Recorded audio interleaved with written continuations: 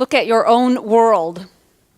Look around and truly see the person sitting next to you, the passenger that has joined you on this journey. Look at your own world. Look around and truly see the hero sitting next to you, the person who will teach you how to create a better world. Look at your own world. Look around and truly see love sitting next to you. Love made visible by the presence of the Holy One. Look at your own world and let us enter into worship and learn to love. To these words from Helen Keller. I am only one, but still I am one. I cannot do everything, but still I can do something. And because I cannot do everything, I will not refuse to do something that I can do. Please. The first reading is The Summer Day by Mary Oliver. Who made the world? Who made the swan and the black bear? Who made the grasshopper? This grasshopper, I mean, the one who has flung herself out of the grass, the one who is eating sugar out of my hand, who is moving her jaws back and forth instead of up and down, who is gazing around with her enormous and complicated eyes. Now she lifts her pale forearms and thoroughly washes her face. Now she snaps her wings open and floats away. I don't know exactly what a prayer is. I do know how to pay attention, how to fall down into the grass, how to kneel down in the grass, how to be idle and blessed, how to stroll through fields, which is what I have been doing all day. Doesn't everything die at last, and too soon? Tell me, what is it you plan to do with your one wild and precious life?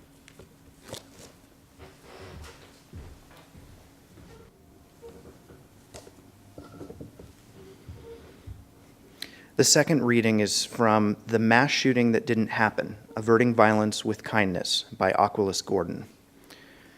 In August of this year, trapped in a terrible situation and fearing for her life, Antoinette Tuff reached out to a would-be killer, that is, a young man, with compassion and empathy.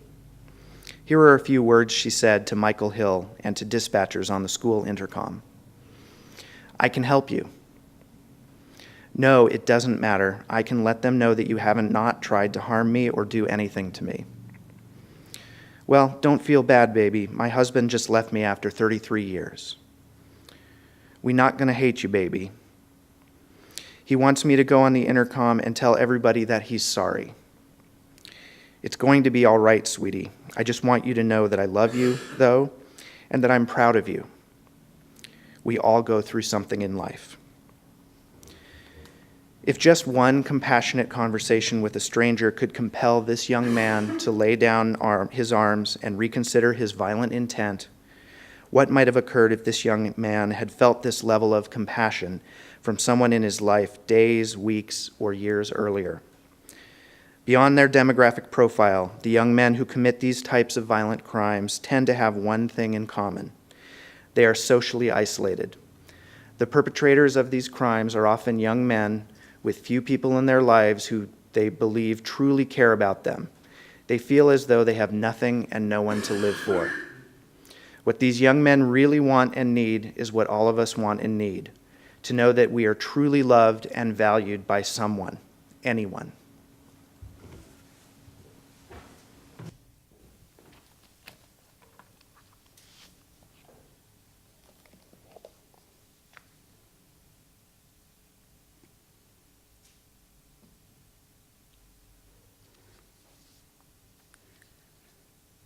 I am hearing from many of you about our common practice this year, which is to read together Karen Armstrong's book, The 12 Steps to a Compassionate Life. I am hearing that you are rereading the book as she advises, read it through once, and then go back through and actually do the steps, and that you are rereading that first chapter in particular during some life transitions, and it takes on a different meaning. You've been sending me emails and videos like the one that we watched this morning with the kids that came from Maria Ornelas, and the story that came from the article that Erik just read, came from Pamela Lopez. People are sending me what they call items for my compassion file. You are letting me know that as you begin to focus on compassion, compassion is showing up more and more in your life. The second step is look at your own world. Keep sending me videos and articles. You are teaching me that when you look at your own world, there is enough compassion to fill 100, maybe 1,000 sermons. Hopefully not 1,000. But there is enough compassion to inspire us to make it through these 12 steps together. There is enough compassion to avert violence with kindness, to quiet our doubting minds, and to heal our fractured lives. The second step invites us to embark on a hero's journey. All that is required is to look around and look at your own world and see what is missing. The purpose of the hero's myth, Karen Armstrong tells us, is to help us to unleash our own heroic potential, to show us what we must do if we want to create a better world and how best to meet the challenges of our time. There are countless issues to grab our attention. Rather than leave the comfort of home and embark on a hero's journey, we'd rather stick close and take care of our own. Taking this second step, look at your own world, doesn't have to take us far. We need only look at how we treat our family, our friends, the members of our congregation, to learn more about compassion. Let's start by considering the workplace. Tell me what it is you plan to do with your one wild and precious life, the poet Mary Oliver asks. She asks this question after spending the day being idle and strolling through the fields. Tell me what else should I have done, she also asks. Well, get a job, we might say. I might say that. We might say, hey, we're working for a living here. What are you doing? What I'm doing with my one wild and precious life is working. And so is she. This is her job, to pay attention and then to write about it. She gets paid to ask us these pesky questions. Doesn't everything die at last and too soon? She asks, before leaving us with that final question. Tell me, what is it you plan to do with your one wild and precious life? What we do matters, and what we do for a living matters to more than just our own wild and precious self. The Buddhist concept of right livelihood is one of the aspects of the Eightfold Noble Path. The question of how we make our living was so important to the Buddha, one who gave up wealth for enlightenment, that he included it in the qualities of mind to be practiced by those studying the Dharma. The concept of right livelihood isn't so much about what we do, although certain obviously harmful jobs would not be in alignment with the concept. Right livelihood is more about how we do what we do to make a living. According to the ancient scripture, the Dhammapada, right livelihood is said to be in tune with increasing helpfulness for beings and decreasing harmfulness. Bookkeeper Antoinette Tuff is one of 3 staffers at an elementary school in suburban Atlanta trained to respond to dangerous situations. In August, she responded to the threats of a young man with a gun in a way that reflected not only this training, but also revealed the life she has led as an employee, a wife, a mother. Perhaps in her 8 years as an employee of the DeKalb County School District, she went to work every day in tune with increasing helpfulness for beings and decreasing harmfulness. We don't know. What we know of her life, we learned from the 911 transcripts and from news interviews held after her heroic act this past August. Faced with an armed 20-year-old who told her he was off his medication for a mental disorder, Antoinette told the young man about her life. She told him about her son with multiple disabilities and about a recent divorce that led her to an attempted suicide. As she talked, first to the young man and then to the 911 dispatcher, switching back and forth with uncommon presence of mind, Antoinette infused the situation with compassion. As she talked, the dispatcher calmed down, and the young man surrendered to police. And then Antoinette said this to him: "I just want you to know I love you, though, okay? And I'm proud of you. That's a good thing that you're just giving up. And don't worry about it. We all go through something in life." When writing about this incident several weeks later, psychologist Aquilus Gordon asks a question that we can add to the questions we are asking ourselves this morning as we look at our own world. If just one compassionate conversation with a stranger could compel this young man to lay down his arms and reconsider his violent intent, what might have occurred if this young man had felt this level of compassion from someone in his life days, weeks, or years earlier? What is it you plan to do with your one wild and precious life? Buddhism is such a practical path to study.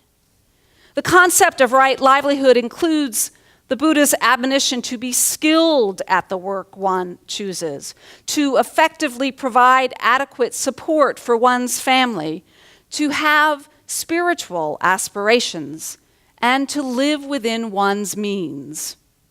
Following this concept is not a guarantee of happiness, but it is conducive to producing happiness.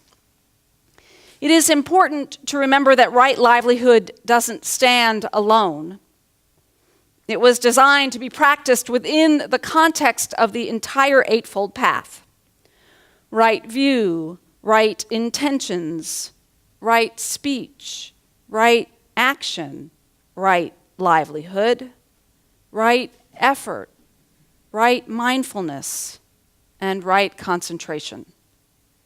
The Western mind tends to put things into compartments. I work only to make money, many of us think. I'll do something in my off hours to contribute to a better world.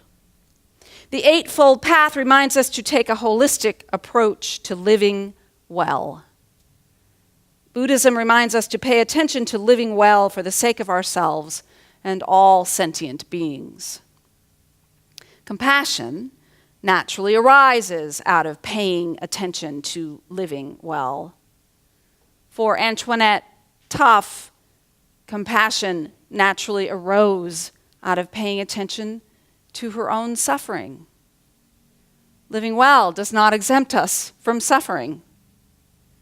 Looking to our own world, we see that something is not quite right, and we set off on the hero's journey to create a better world for all beings.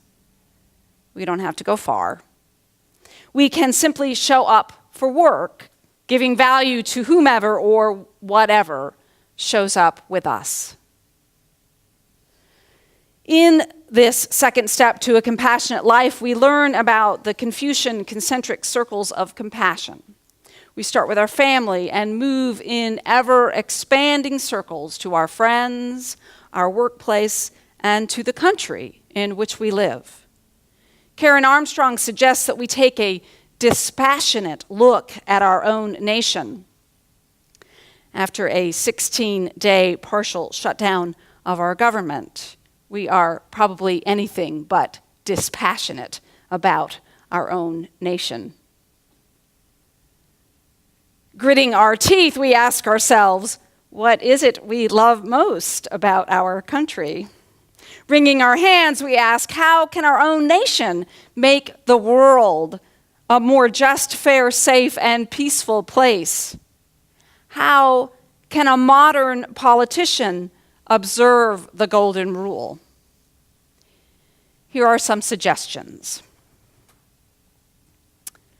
Refrain from partisan blame. Be willing to compromise.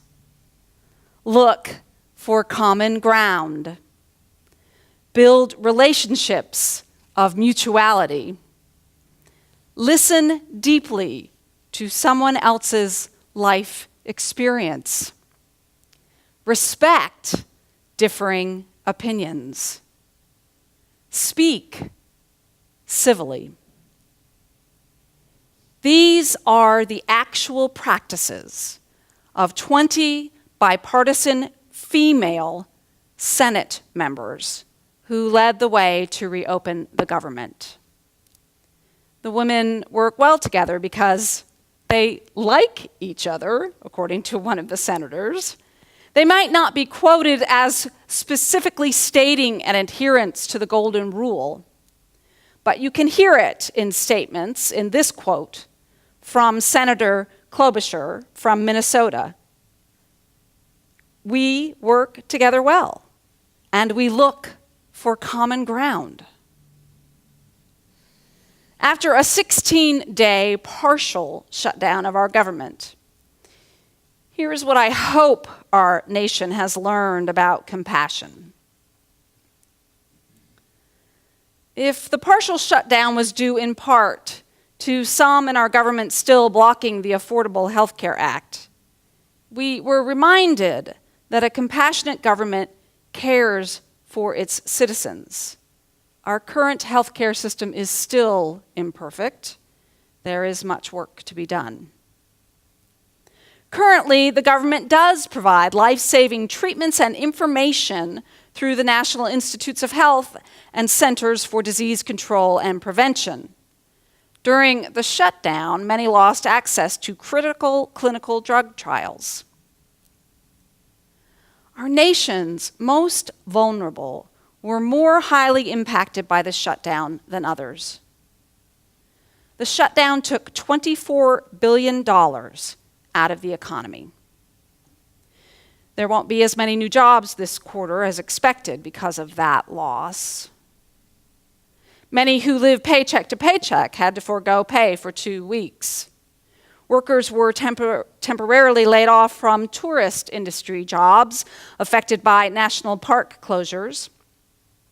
Head Start preschool programs were forced to close in 6 states until a Houston couple donated $10 million to keep them running through the shutdown.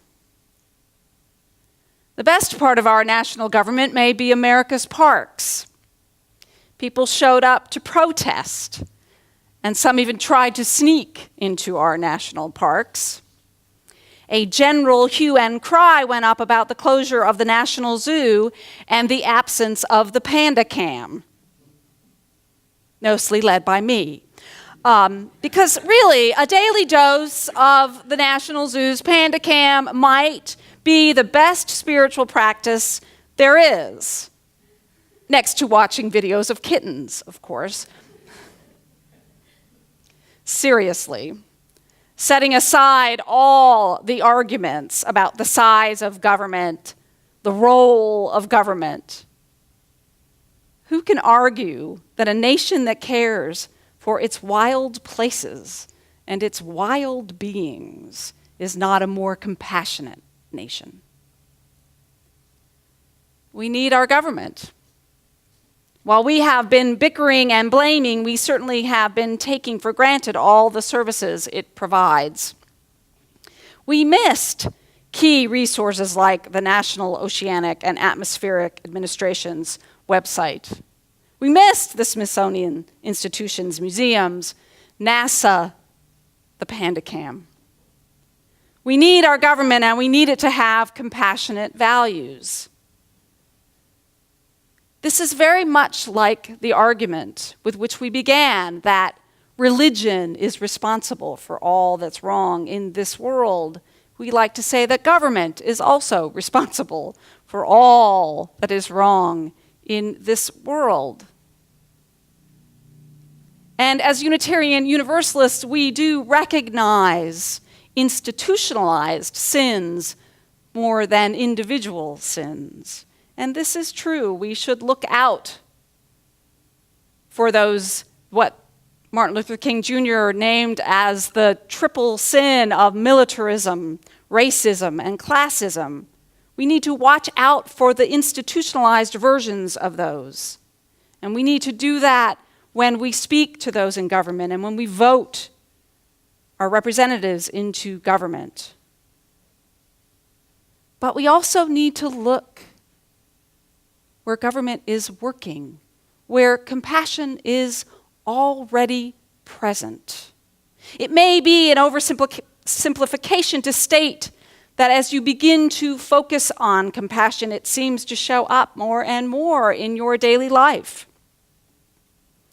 One thing the partial government shutdown can teach us is that when government is run with its business as usual attitude, as a nation, we focus on what is wrong with our country. When the government is partially absent, we miss what is right about it, what is good, and what is the most compassionate part: caring for the sick, tending to the poor, and preserving our wild places. Going forward, perhaps we can focus on the compassionate parts of our national.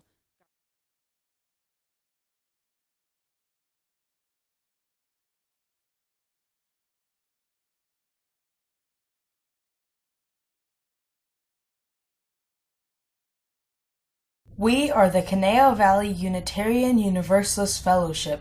Our mission is to nurture spiritually courageous people who transform the world through justice and compassion.